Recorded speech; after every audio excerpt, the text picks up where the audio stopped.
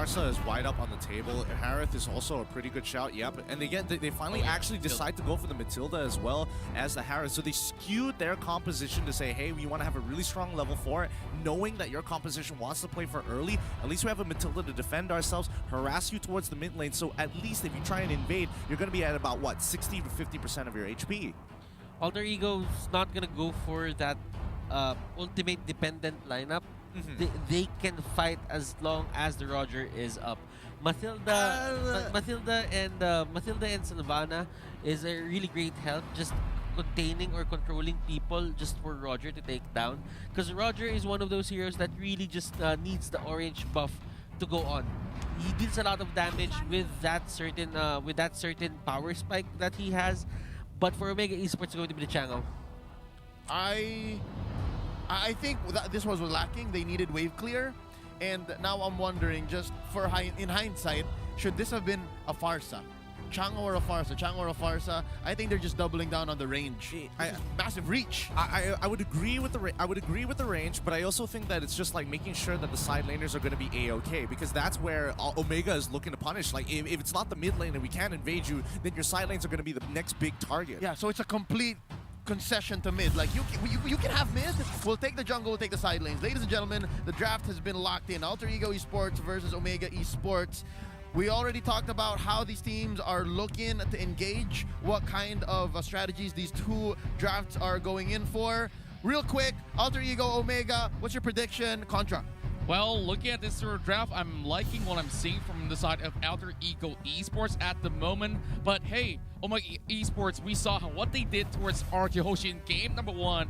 I'm expecting Omega to just push them to the brink of perhaps almost to this. All right, we'll leave it to you guys. Contra, Gideon Q, Butters, all yours. Omega Esports versus Alter Ego, game number 1. Let's get this show on the road. Finally, first game up today. Let's bring it as Alter Ego going to be going up against Omega Esports. And again, we should be expecting nothing too soon, especially since Omega, they do have the early game composition, but level 2s are way, way more useful in comparison to level 1s. You would expect people to just go for the invade with the Roger, Sylvana, and the Matilda, but Alter Ego Esports, they're not going to push their luck. They're not going to put themselves in a 50-50. Yeah, speaking of 50-50s here, you know, like heading in towards the late game, that's where team fights are especially crucial. And we've talked about Omega, they are a very team fight-oriented team. And there goes a little bit of the movements coming across, and Kenji has already spotted out the danger. And perhaps there will be a little bit of contest coming in the way soon. But let's talk about this matchup here down below. This the Yuzong as well as Lapu Lapu, because they're going to be contributing pretty huge in towards mid-game. Yep. And Kenji there might have pulled the trigger on his flicker a bit too early. He didn't know that Liam Murphy didn't get the stun. So he just went for it, and the spear is there just to harass. And look at the damage for Heat here. That hurts a lot. Yeah, I mean, Matilda, again, she's really great in the early game just to harass their opponents. She does struggle to finish them off, and that's why you see some teams actually taking the flame shot here and there, or even the Farsa to just make sure, like, hey, you gotta go. Yeah, and speaking of which, now we're going to be moving our eyes on towards Odile, where, you know, early game pressure is the name of the game coming in from Matilda's, but she's being pushed towards the turret, being forced to retreat, and now we're going to be having the turtle on towards the other corners of the river, where most of the members of Omega are fixating themselves towards the top side, trying to get a catch on towards this Harem. Yeah, honestly, I would think they would want to be a little bit more aggressive here, especially down towards bottom side, but it looks like, you know, Harith is going to be a little bit of an issue since he is going to the EXP lane. He wants to rush that level 4 as quickly as possible. Yeah, but the only difference right now for Leo Murphy is Heath is a calm player. He doesn't get tilted as much, so all those TPs are probably not gonna get into his head. Some of the tanks right here that Leo Murphy taunts, they actually react, but for Heath, I don't think that's going to be the case anytime soon. Yeah, and speaking of which, you know, late game is going to be very interesting, where you got picks like the Ling, and on the other side you got the Harith, the Rogers. Which one do you think, like, you know, will be much stronger heading towards late phase? Because I'm pretty concerned if Yelly Hayes gets to late game. Yeah, you know, I definitely agree with your sentiment here, but yeah, speaking of Yelly Hayes, he's forced to push back in towards lane. And coming back to the question here, I think at the end of the day, I would say it's almost around even here, but I will say that Alter Ego does have the better late game composition because there's a lot more relevant ultimates and also just relevant heroes in those situations. Now, Cortese is going to get a little bit of damage here, but Pi, he wants to zone him out to ensure that the rest of the team can actually contest for that purple buff. Luckily, Cortese still having his retribution, but that just means that that the turtle is going to have zero pressure coming in from Omega. Well, you know what, Gideon? I think Alter Ego has a better late game lineup just because of the Harith. Yeah. In terms of scaling, the Harith can just pop off anytime soon. You're just getting those certain items on his side. I mean, I get it. Kenji has late game potential as well, but there's a fight happening right here. Yep, and they're going in pretty hard, but they're backing away as soon as possible. Purple buff again contested, but that's going to be a big ultimate coming in from Cortese. They can't really do too much to contest, and Heath, he could try to make the play, but again, all 5 members are here. Sorry, all 4 members are here for the side of Alter Ego, and the 5th one just joining from lane. Hajizi is going to get chunked so low, but look at the top side, Kenji, a free push. Well, I really felt like Alter Ego here is putting way too much of that microaggression, and they are reaping a lot of rewards out of it. Like, as you can see, although the goal lead is going to be relatively small at the moment, they've already got the turtle, they've already taken all these buffs. We're checking out some of these items. Anything interesting to note coming in from early phase? Not so much. Pi is almost close to his Bloodlust Axe. And as you can see, Heath here catching out Leo Murphy, and Yam trying to go for the help, and Heath might have bitten more than he can chew there. Okay, in terms of items, they're just getting their core items first, but AE here, they really just want to start the fight. Calamity Reaper on that Harith. Haji only has the Raptor Machete. And for Kenji, he has the glowing wand, if I'm not mistaken. I just can't see it from here. Yeah, he's almost getting it. Oh, wait, no. Cortese looking to try to jump on top of Leo Murphy, but he's able to get pulled back with the help of Udil. They're going to disengage from the fight, but he's going to get chunked down. Absolutely destroyed and disrespecting his space, especially without Flicker. But it's not over yet. Kenji is going to be dropping down that meteor shower, and even though he used the Way of the Dragon, he might have bit off a little more than he could chew. Yam is going to be able to enable himself to pick him off, and Kenji the next to fall, but it is going to say hello. Jelly Boy here. Say hello to this. Can he get one more? The killing spree is going to be enough. No, it is not. Orange buff a little too good. Yelly Hayes goes down, and it's going to be a 3-for-1 trade in favor of Alter Ego. And I guess this just explains what the Yi Sun Shin ban is for. If there was a Yi Sun Shin in this game, this wouldn't have been possible for Alter Ego to just dive in, catch them off guard. Omega Esports here, they need to find a way to get Hayes to drop those traps. I absolutely agree with that, and you just look how well coordinated of an attack Alter Ego Esports responded with. Although they were in really awkward positions with Chellboy coming in and out of that sort of fight, but he has been able to get those kills in, and he's 2 kills up alongside with Yam. This is where things start to get a lot more dangerous for Omega, and they have to pull those moves because we talked about the early game. This is where they are supposed to shine. I don't know if y'all are realizing, but Yam's actually kind of getting a little big here. He's got 4K worth of gold, a Calamity Reaper, and a Holy Crystal 6 minutes into the game, but the fight is already going to continue. Cosmic Black's not going to land, but Yam, he's just going to say, hello, you started the fight at the worst time possible, and Cortese looking to turn this around with the help of the Meteor Shower. He comes on through. Dragon Tail will actually connect him, but his passive is going to keep it alive, but he knows better. He can't go too far. Alter Ego is so snappy with their reactions. It's like one time you see that they're at the top lane, you engage a fight, 5 seconds after they're there on the middle lane fighting with their teammate as well. So for Omega Esports, they need to find the players from Alter Ego more. They need to be aware where they are at certain points in time to create this advantage, because Omega Esports, they have a lot of pick-off potential. They have the Selena on their side, they have the Cho on their side.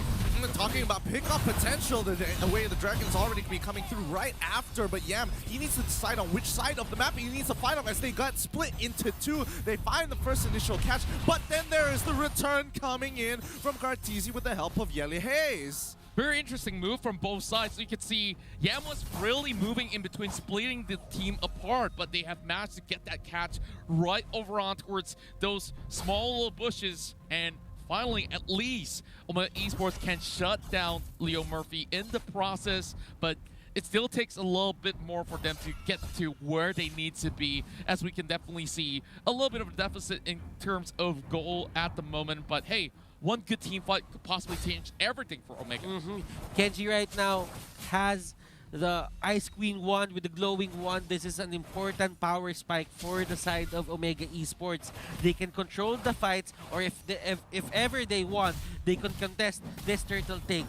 But for them, it's not going to be the best idea as they catch out Pi. And that is what I'm saying.